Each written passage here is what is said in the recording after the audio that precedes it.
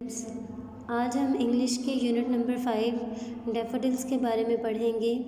Daffodils is basically a poem written by William Wordsworth. तो प्यारे बच्चों, डैफोडिल्स कहते हैं नरगिस के फूलों को, जो कि दिखने में येलो कलर के होते हैं और बहुत प्यारे होते हैं। आपको सामने नज़र आ रहा है, ये येलो कलर के होते हैं और ये अक्सर झील और किसी भी दरिया के किनारे उगते हैं और बहुत ज़्यादा तादाद में होते हैं और बहुत खूबसूरत लगते हैं। तो आइए अब हम इसकी ट्रांसलेशन पढ़ते हैं। स्टेंजा वाइज हम इसको ट्रांसलेट करेंगे। Stanza number 1। The poet says, I wandered, मैं फिर रहा था, लोनली, तन्हा, एज अ क्लाउड, बादल की तरह। I wandered lonely as a cloud, मैं बादल की तरह तन्हा फिर रहा था। दैट फ्लोट्स, जो तैरता है, ऑन हाई, ऊंचा, और वेल्स, वादियों के ऊपर, एंड हिल्स, और पहाड़ियों पर। दैट फ्लोट्स ऑन हाई, और vales and hills. The poet says that he was moving like a cloud that sails high, and he was enjoying an idle walk through valleys and hills. Then जब all at once अचानक, I saw, मैंने देखा, a crowd, एक हजूम। When all at once, जब अचानक, मैंने एक हजूम देखा, a host, एक हजूम, of golden daffodils, सुनहरे नरगिस के फूलों का। Beside the lake, झील के साथ, beneath the trees, दरख्तों के नीचे। Beside the lake, beneath the trees, झील के साथ, दरख्तों के नीचे। Then all of a sudden, the poet saw a vast field of golden daffodils. They were growing in plenty. They were growing under shady trees along the bank of a lake. In the last line, fluttering, झूम रहे थे, and dancing, और रक्स कर रहे थे, in the breeze, ठंडी हवा में। Fluttering and dancing in the breeze, जो कि ठंडी हवा में झूम रहे थे और रक्स कर रहे थे। They were swaying in the soft wind, they looked to be dancing. Here we have our glossary words, and first word is host. Host का मतलब होता है हजूम, and host synonym is in large number. And the second word is fluttering, means झूम रहे थे, and the synonym of fluttering is moving in the air or dancing. Stanza number 2. Continuous, मुसलसल, as the stars, सितारों की तरह, that shine, जो चमकते हैं। Continuous as the stars that shine, मुसलसल उन तारों की मानद थे जो चमकते हैं। This and twinkle, और जगमगाते हैं, ऑन द मिल्की वे, कहकशां में। And twinkle on the milky way, और कहकशां में जगमगाते हैं। Daffodils were growing in plenty. They looked as beautiful and countless as the shining stars in the galaxy. They stretched in, वो फैले हुए थे, never ending, ना ख़त्म होने वाली लाइन, कतार में। They stretched in never ending line, ना ख़त्म होने वाली कतार में फैले हुए थे। They stretched in an endless line along the margin of a bay, साथ साथ किनारे के, झील के। Along the margin of the bay, झील के किनारे के साथ साथ। 10,000, हज़ारों की तादाद में, saw, देखे, आए, मैंने, at a glance, एक ही नज़र में। 10,000 saw I at a glance, एक ही निगाह में मैंने हज़ारों की तादाद में देखे। टॉसिंग, झूम रहे थे, their heads, उनके सर, in sprightly dance, मस्ती भरे रक्स में। Tossing their heads in sprightly dance, मस्ती भरे रक्स में वो झूम रहे थे। Here we have another glossary word, and that is twinkle. Twinkle means जगमगाना, and its synonym is shine. Here we have one question related to this stanza, and this question is, how do you compare the daffodils with the stars? So we can say that the stars shine in the Milky Way.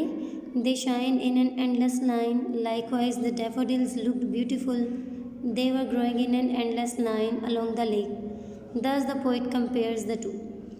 Now we have the third stanza, and the third stanza is, the waves लहरें beside them उनके करीब थीं, danced रक्स कर रही थीं, but they मगर वो the waves beside them dance but they उनके करीब ही लहरें रक्स कर रही थीं, मगर वो आउटडिड सबकत ले गए द स्पार्कलिंग दमकती हुई वेव्स लहरों पर इन ग्ली खुशी में outdid the sparkling waves in glee वो खुशी में उन दमकती लहरों से सबकत ले गए थे। अ पोइट एक शायर कुड नॉट बट यानी नहीं रह सकता बी अ गे खुश हुए बगैर यानी a poet could not but be gay यानी एक शायर खुश हुए बगैर नहीं रह सकता। Gentle breeze produced light waves on the surface of water in the lake. They looked to be dancing, but the daffodils seemed to dance more beautifully than these waves. The poet felt very happy to be in such a joyful company. I gazed, मैं देखता रहा, in such a jocund company. बहुत ही खुशकुन सोबत में आई gazed मैं देखता रहा and gazed और देखता रहा बट लिटल थॉट लेकिन मैंने बिल्कुल न सोचा व्हाट वेल्थ कि किस कदर नेमत द शो ये मंज़र टू मी मेरे लिए हैड ब्रॉड लाया है what wealth the show to me had brought कि ये मंज़र मेरे लिए किस कदर नेमत लेकर आया है। At that time, he was so much lost in the joy that he could not realize that the scene had given him a great wealth of pleasant thoughts for the years to come. Here we have another question related to this paragraph, and this question is, how does the poet feel in the company of the daffodils? So we say that the poet feels very happy in the company of daffodils. And we have another word from the glossary and which is jocund. Jocund means khushkun and its synonym is happy or cheerful. Now let's move towards on the fourth stanza.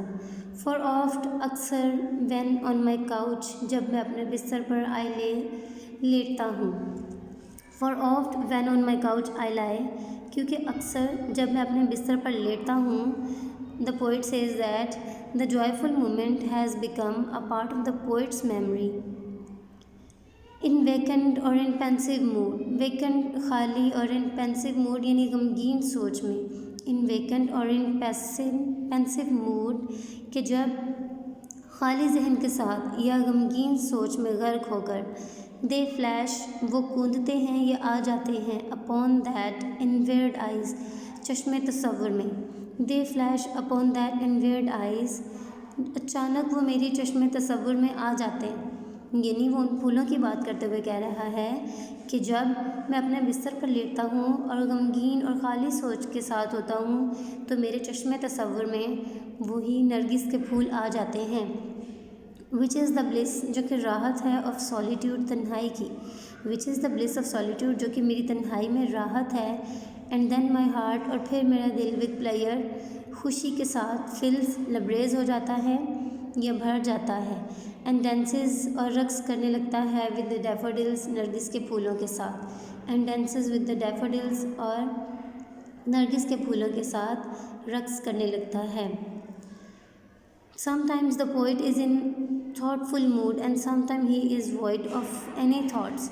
But in both these situations, the memory of the beautiful scene of daffodils sparks his imagination. Then he feels very happy, his loneliness is filled with pure joy, his heart like daffodils begin to dance then. We have two words from the glossary and first word is pensive. Pensive means gamgeen soch, means synonym is thoughtful and the second word is solitude. Solitude means tanhai and the synonym of solitude is loneliness. So let's move towards on the summary of the poem and the summary of the poem starts now. Summary. Once the poet was wandering, एक दफ़ा शायर घूम फिर रहा था in the valleys वादियों में and among the mountains और पहाड़ों Once the poet was wandering in the valleys and among the mountains. एक दफ़ा शायर वादियों और पहाड़ियों में घूम फिर रहा था. He was feeling free. वो बिल्कुल आज़ाद महसूस कर रहा था. Like the high floating clouds. ऊंचे तैरते बादलों की तरह। सडनली अचानक ही सा a host of golden daffodils. अचानक उसे एक सुनहरी नरगिस के फूलों का एक हजूम दिखाई दिया। They were growing beside the lake and under the trees, जो कि झील के साथ साथ और दरख्तों के नीचे उगे हुए थे। They were dancing in the breeze, वो हवा में रक्स कर रहे थे। They look continuous like the stars that twinkle in the milky way, कहकशां में दमकते सितारों की मानिद वो एक तसलसल में दिखाई दे रहे थे। The flowers were growing in an endless line along the edge of the lake. फूल एक ना ख़त्म होने वाली कतार में झील के किनारे उगे हुए थे। They were many in numbers, वो तादाद में बहुत ज़्यादा थे। दे वर डांसिंग विविडली, वो दिल फरेब अंदाज में रक्स कर रहे थे। The waves in the lake were rising high, झील में लहरें ऊंचा उठ रही थीं। They also look to be dancing, वो भी रक्स करते हुए दिखाई दे रही थीं। But the dance of daffodils was more beautiful than that of the waves, लेकिन नरगिस के फूलों का रक्स उन लहरों से भी ज़्यादा खूबसूरत लग रहा था। The poet felt very happy in this joyful company, शायर को इस पुरमसरत सोबत में बहुत अच्छा लगा।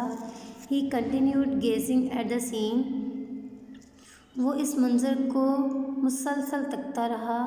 लॉन्ग आफ्टरवर्ड्स, बहुत अरसा बाद। When ever the poet was alone in his bed, जब भी शायर अपने बिस्तर में अकेला या तन्हा होता। He remembered this beautiful sight, वो इस खूबसूरत मंज़र को याद करता। It prove to be a blessing for him in his solitude, तो ये उसकी तन्हाई में उसके लिए एक नेमत साबित होता। Then he felt very happy, तब वो बहुत खुशी महसूस करता। His heart began to dance like the daffodils, उसका दिल नरगिस के फूलों की तरह रक्स करने लगता। So student, here we have complete a translation and summary, और आप लोग समरी को अच्छे तरीके से याद कर लीजिएगा। आई होप कि आपको डैफोडिल्स के बारे में समझ आ गई होगी।